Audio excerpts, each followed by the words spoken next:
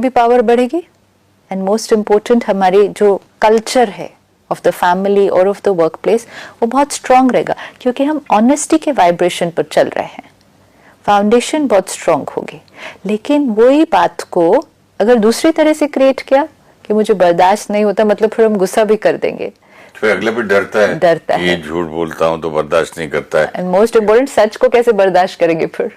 हाँ, अगर आपके अंदर बर्दाश्त करने की शक्ति नहीं है, मतलब आप थोड़े से कमजोर। सच बोलो तो मारी पड़ जाएगी। ये बात है। सच क्यों नहीं कोई बोलता?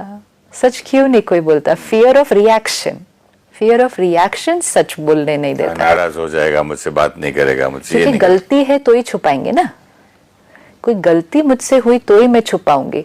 अब अगर मुझे आपसे कंप्लीट ये विश्वास हो जाए, मैं बताऊंगी एंड आप उसको एक्सेप्ट करेंगे तो मैं बताऊंगी। लेकिन अगर आप बर्दाश्त नहीं करेंगे, मतलब आप रिएक्ट करेंगे, तो बताने में थोड़ा सा फिर प्रॉब्लम आएगा। तो उसके मन में पहले बंदे की ये आता है कि साहब को बर्दाश्त करने की शक्ति बिल्कुल नहीं है, उनसे थोड़ा। वो तो दिख ही जाएगी ना जब आप रिएक्ट करेंगे, हमारे रिएक्शन में दिख ही जाती है ना वो। तो जैसे मुरली कहती है कि उससे एम्पावर करो, तो कैसे करें? तो हम अगर अभी कोई झूठ बोल रहा है या कुछ कर रहा है, हम उसके प्रति कैसी थॉट्स क्रिएट करें? सपोज आप भी शुभ भावनाएं कैसे शुभ भावना क्या रखे? अभी अभी किसी ने आकर झूठ बोला, अभी हम डिटैच्ड है ना, इस समय सोचना बहुत इजी है, जब वो एक्चुअल परिस्थिति आती है तो हम रिएक्ट करते हैं। अभी सोचते हैं कि अगर हमारे सामने कोई आए झूठ बोल रहा है, उसको उस समय किस किस चीज की जरूरत है? स्ट्रेंथ। पहली बात तो वो झूठ क्यों बोल रहा है? कुछ गलत किया तो उसको कैसी थॉट्स हैं अभी उस बारे में? फियर है। और क्या है? गिल्ट है। दो बहुत इंपॉर्टेंट नेगेटिव इमोशंस हो गई कि जो मेरे सामने झूठ बोलकर आ रहा है उसके अंदर फियर भी है, गिल्ट भी है। अब वो फियर और गिल्ट में मेरे सामने आए तो मैं उसके प्रति कैसी थॉट क्रिएट करूं? तो पहले उसको शांत कैसे कर सकते हैं? अब पहले इसको शांत करना है, मुझे अपने आप पहले उसको नहीं शांत करना पहले इसको शांत करना है, ताकि ये रिएक्ट ना कर जाए और ये शुभ भावना दे। तो शुभ भावना दे मतलब ये खुद ही अभी इस समय कितने दर्द में होंगे ना। इसलिए मैं जो चाहे अपने गुरुजी को बोल सकता हूँ। हाँ, यस। और घर में नहीं बोल सकता। बिल्कुल, क्योंकि वो रिएक्ट करेंगे, वो रिएक्ट नहीं करेंगे। वो बिल्कुल रिएक्ट नहीं करते और बहुत आशीर्वाद देते हैं कि ठीक हो जाएगा। तो वो शुभ भावना है ना, ये शुभ भावना है ना। तो अभी हमें भी तो सबके साथ वो करना है ना। स्पिरिचुअल पाथ पे है मतलब क्या? फिर मतलब हमें भी सेम तरह से चलना है। तो अब वो आया है हमारे सामने, झूठ बोला है, तो हम क्या थॉट्स क्रिएट करेंगे? झूठ बोला है वो तो सेकेंडरी, मोस्ट इम्पोर्टेंट ये अभी कितने दर्द में होगा। अब मैं इसको अगर इस बात के लिए टोकूंगा तो इसको तो और भी तकलीफ होगी। इट्स ओके, इसको अभी आगे के लिए अब क्या करना है, अब कैसे प्यार देखे इसको, आगे ये नहीं करे अगली बार। ये शुभ भावना है। पर सिस्टर, जब कोई गाड़ी चलाते हुए ओवरटेक करके गुस्से में चले जाता है, तो मैं ये नहीं सोचता कि अरे ये आत्मा कितनी दुख में होगी, कितनी परेशान होगी बेचारी, भगवान मतलब उसको कोई दुआ दे या भगवान उसको शक्ति दे, ये नहीं सोचता। मैं तो सीधा पता नहीं यार, काम इसको मरना है, बस इसी को तो चेंज करना है ना। बट इमीडिएटली उस वक्त तो नहीं आता ना। तो अब लेकिन अब पढ़ते हुए प्रोग्रामिंग कर रहे हैं ना अंदर, तो आज सारा दिन में एक बार चेंज कर लेंगे कि अगर कोई इस तरह से इतना रैशली चला रहा है, इस तरह इतना अग्रेसिव ड्राइविंग कर रहा है, मतलब थॉट्स कैसे होंगे? तो हमें ये थॉट आनी चाहिए, ये आत्मा कितनी परेशान है अंदर, सोच ऐसी होगी, संस्कार ऐसे होंगे, तब तो इस तरह से चला रहे हैं। इतना इम्पेशंस दिख रही है उसके अंदर, ये आत्मा कितनी अशांत होगी। तो सबसे पहले कौन बच गया? हम बच गए। और उनके प्रति भी कैसी थॉट? लेकिन ऊपर से माइंड में बोल दो आज मैं ऐसे नहीं करूंगा, आज मैं ऐसे नहीं करूंगा, तो हो जाता है। या बेसिकली इसमें कोई मेडिटेशन करें, मेडिटेशन तो रोज करेंगे, लेकिन इम्पोर्टेंट है पहले क्लैरिटी तो आ गई ना। अभी even a simple thing like this कि कोई ओवरटेक गलत तरह से और बुरी तरह से चलाते हुए चला जाए, ऑलमोस्ट मारता हुआ आपको चला जाए, ठीक है, लेकिन और पहले क्लैरिटी कहाँ थी कि उसके लिए अच्छा सोचना है। पहले गुस्सा आने के बाद भी थॉट आ जाए तो भी काफी है ना। वेरी नाइस ना, वेरी नाइस ना, we are moving towards transformation. लेकिन इम्पोर्टेंट है पहले ये पता ही कहाँ था, पहले सोचते थे वो ठीक, वो है ही गलत, वो है ही बुरा। इनको खुद को भी पुलिस पता डिप्लीट। नहीं क्या करती है, इनके माँ बाप पता नहीं क्या सिखाते हैं, क्या क्या थॉट्स जाते अब ये कितनी छोटी चीज है ना, गलत तरह से ड्राइव करना सड़क पे। अब इसी तरह जीवन में गलत तरह से ड्राइव करना, हैं जीवन की गाड़ी को। जीवन में भी तो यही है ना, कोई कहाँ से ओवरटेक कर रहा है, कोई जस्ट टक्कर मारते मारते बस ऐसे ही निकल गया, कोई तो टक्कर ही मार दी, कोई पीछे खड़े हुए कॉन्स्टेंटली हॉर्न बजाएगा, बहुत कुछ होगा। कहीं भी कोई भी अगर गलत कर्म करते हुए दिखाई दे रहा है तो फर्स्ट इज अ साइन कि जो कर रहा है वो खुद कैसा है, दर्द परेशान है, दर्द में है, पेन में है। तो जो पेन में है उसके लिए फर्स्ट थॉट ही कैसी निकलनी चाहिए, compassion. Compassion, not pain to pain, compassion to pain. इसका मतलब सड़क पर कोई झगड़ा कर रहा हो, चिल्ला रहा हो, मैं भी अपनी बीवी को ही डांट रहा हो, तो हम क्या बोलेंगे, इसको शर्म नहीं है, अकल नहीं है, सड़क पर चिल्ला रहा है, तमीज नहीं है, और वो भी अपनी वाइफ को इस तरह से बात कर रहा है। मतलब हम गुस्से में भी आ जाते हैं। कई लोग तो आके बोलते शर्म नहीं है यार, क्यों, क्या कर क्या रहे, लड़ाई के बीच में घुस भी जाएंगे। भले घुसे संभालने के लिए, लेकिन संभालने के लिए भी पहले किसको संभालना है, पहले अपने को, फिर उस आत्मा को, फिर परिस्थिति को। ये इक्वेशन बहुत क्लियर होनी चाहिए कि कहीं आप इंटरवीन कर रहे हैं कुछ चीज को ठीक करने के लिए, तो आप परिस्थिति को ठीक करने के लिए इंटरवीन कर रहे हैं, विच इज एब्सोल्युटली फाइन। कोई भी फर्स्ट सिचुएशन, इंटेंशन, जब हम घुसते हैं, हमें लगता है बात बिगड़ रही है, बात को ठीक कर दो, है ना, कहीं कुछ भी हो रहा है, बात बिगड़ रही है, बात को नहीं ठीक करना है।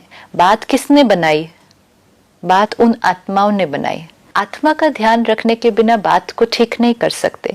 एंड मोस्ट इम्पोर्टेंट ये ना हो कि बात को ठीक करने के प्रोसेस में सबसे पहले हम बिगड़ जाएं, मतलब हम डिस्टर्ब हो जाएं। तो जब किसी को ऐसा देखें, and it could be somebody, जो आपने कहा छोटा सा ऐसा झगड़ा कि कोई somebody reacting on the road, it can be somebody much bigger। आज हम अखबार में बहुत कुछ पढ़ रहे हैं, टीवी पर बहुत कुछ सुन रहे हैं, लेवल ऑफ क्राइम बहुत ज्यादा है, लेकिन जिसने भी वो किया वो खुद कैसी मनोस्थिति में है। तो सबसे फर्स्ट पहली थॉट, ये आत्मा कितने दर्द में होगी जो उसने ये कर्म किया, ये आत्मा अपनी ओरिजिनलिटी से कितनी दूर हो गई है जो इसने ये कर्म कर दिया। ये है हमारी शुभ भावना, क्योंकि हमने कंपैशन क्रिएट किया, नफरत नहीं। सिस्टर, मैं नया नया फिल्म इंडस्ट्री में जब आया था तो मैंने एक देखा, एक बड़े बूढ़ा आदमी चश्मा लगा के वही डायलॉग सुना रहा है, मुझे ये तुमको पढ़ना है, और थोड़ी थोड़ी देर में चिढ़ रहा था, थोड़ी देर में गुस्सा आ रहा था। तो मैंने अपने डायरेक्टर को बोला, भाई तुम ऐसे आदमी को मेरे पास भेजते हो? और बोलता, सुरेश भाई आप एक्टर बने, आप 1 साल भी नहीं हुआ बॉम्बे आया, आप वो बन गए, मैं इनके सामने असिस्टेंट था, डायरेक्टर बन गया। ये 40 साल से एक ही काम कर रहा है, और इसकी तमन्ना, इसकी क्या, ये बिल्कुल फ्रस्ट्रेशन में है, परेशान है बेचारा, आप उसको नजरअंदाज करो। कंपैशन, ये कंपैशन आज भी हम जितने भी लोगों को मिल रहे हैं, this we need to remember, चाहे हम सड़क पर हैं, चाहे हम ऑफिस में हैं, चाहे हमारे पास जो स्टाफ आ रहा है काम करने के लिए, वी डोंट नो कि हर एक के जीवन में क्या चल रहा है, हमें आइडिया नहीं है। लेट क्यों आया ये है, लेकिन घर में बच्चा बीमार था या वाइफ को क्या तकलीफ थी, अच्छा वो बात तो आपको फिर भी चलो पता चल जाए, लेकिन अदरवाइज हर एक के जीवन में क्या क्या चल रहा है, उसका उसकी मनोस्थिति पर क्या इफेक्ट आ रहा है। मैं जिसको मिल रहा हूं वो एक मन है, वो एक आत्मा है जो अभी कलयुग के वातावरण में बहुत सारी परिस्थितियों का सामना कर रहा है बिना ताकत के। ये बहुत इंपॉर्टेंट है। इसीलिए समय को याद रखना कि ये समय कौन सा चल रहा है। कलयुग में रहते हुए दूसरों से सतयुग का व्यवहार एक्सपेक्ट करना, इट्स नॉट राइट। ये बहुत अच्छी लगी लाइन, कलयुग में रहते हुए दूसरों से सतयुग का मतलब ये नहीं कि this is not insult, it is कलयुग में मीन्स बैटरी कैसी होगी, हम सब वीक हैं। वी है, जैसे आपने कहा, उन्होंने कहा अंडरस्टैंड कि ये 40 साल से इन्होंने अचीव नहीं किया तो फ्रस्ट्रेटेड है, यही पेपर पकड़े हुए हैं। हाँ, तो नाउ टू अंडरस्टैंड कि हर आत्मा जो आज है वो कौन से युग में है और वो कैसी है। जैसे घर में कोई बीमार होता है और वो इरिटेट होते हैं तो सब क्या बोलते हैं, कोई बात नहीं, बीमार है। बीमार नहीं हो और इरिटेट हो तो नहीं एक्सेप्ट करेंगे, लेकिन अवेयरनेस है बीमार है इसलिए इरिटेट हो रहा है तो कंपैशन। तो अवेयरनेस कितनी इंपॉर्टेंट है कि वो बीमार है। अब कोई नया आ जाए उस पर वो इरिटेट हो तो सामने वाला कहेगा ये ऐसे क्यों बात कर रहा है, तो आसपास के सब लोग क्या कहेंगे, बीमार है। अवेयरनेस। सिमिलरली कलयुग में सभी इमोशनली स्पिरिचुअली वीक हैं, तो ये हमेशा याद रखना है, वीक हैं। चैलेंजेस हर एक के सामने बड़े हैं।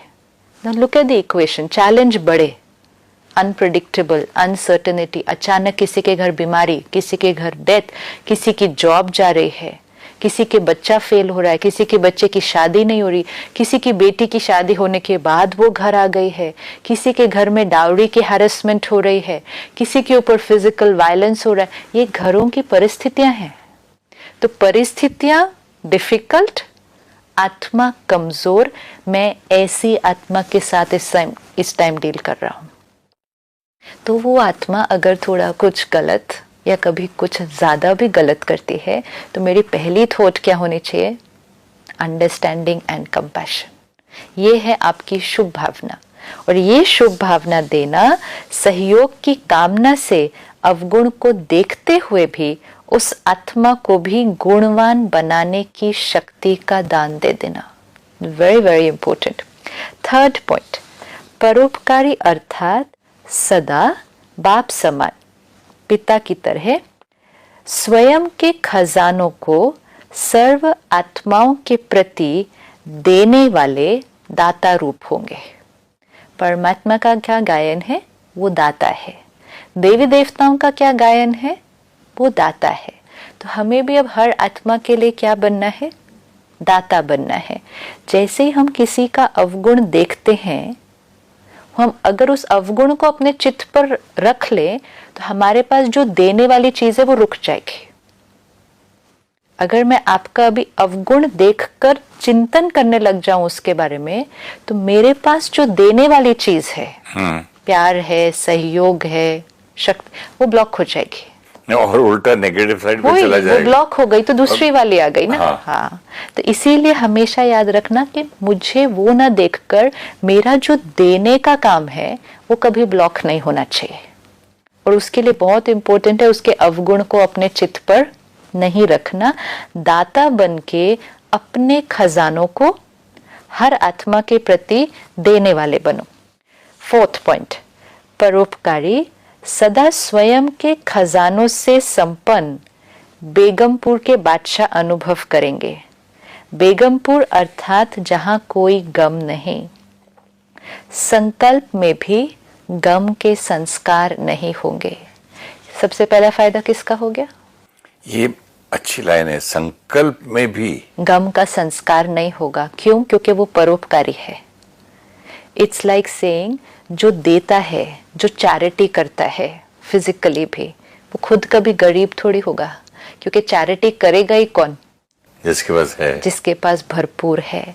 तो जो परोपकारी होगा, मतलब जो हमेशा गुण दे रहा है, शक्ति दे रहा है, सहयोग दे रहा है, उसके पास गम नहीं हो सकता। क्यों गम नहीं हो सकता? एक, उसने किसी का अवगुण चित्त पर रखा ही नहीं, और दूसरा क्योंकि उसने सहयोग दिया, प्यार दिया, और वो भी किसको दिया? जो दर्द में है उसको सहयोग दिया, तो अपने गुणों को मल्टीप्लाई किया। वहां से भी क्या मिला? वहां से भी दुआएं मिली और अपना भी प्यार और अपना वो इंक्रीज हुआ। तो फिर वो आत्मा कैसी हो गई? तो इसलिए वो आत्मा बन गई बेगमपुर की बादशाह, कि उसके संकल्प में भी गम नहीं। संकल्प में गम क्यों नहीं होगा? क्योंकि संकल्प में किसी का अवगुण रखा नहीं। तो अपनी थॉट्स क्या हुए? इसीलिए दूसरों के लिए कुछ भी किया तो सबसे पहले फायदा तो हमेशा अपना ही होने वाला और है। नुकसान भी। हाँ, नुकसान भी। यस, नुकसान भी अपना, मतलब वो गलत किया तो वो भी अपना ही होने वाला है। फिफ्थ पॉइंट, परोपकारी अर्थात सदैव विशेष रूप से अपनी मनसा अर्थात संकल्प शक्ति द्वारा, वाणी की शक्ति द्वारा, अपने संग के रंग द्वारा संबंध के स्नेह द्वारा, खुशी के अखुट खजाने द्वारा अखंड दान करता रहेगा। वो दानी आत्मा है, परोपकारी। जैसे दुनिया में भी कहते हैं ये दानी आत्मा है, इनको जो मिले, किसी को कोई भी प्रॉब्लम हो वो इनके सामने अगर आ जाए तो ये क्या कर देंगे, उसको टेक ये उसका काम कर देंगे, मदद कर देंगे। किसी को पैसे की जरूरत है, इनके सामने आ जाए ये दे दे। मतलब जो मेरे पास बहुत होगा, किसी के बहुत अच्छे कनेक्शन बने हुए हैं शहर में, रिश्ते अच्छा बना हुआ है बहुत लोगों से, हम कहेंगे इनका बहुत अच्छा नेटवर्क है, आपको कोई प्रॉब्लम है ना, इनके पास जाओ, काम हो जाएगा। कोई भी चीज जो आपने अपने अंदर भरपूर की और आपका शेयर करने का, देने का संस्कार है, तो फिर आपके पास कोई भी आ जाए, कभी भी आ जाए, आप उसको देते जाएंगे।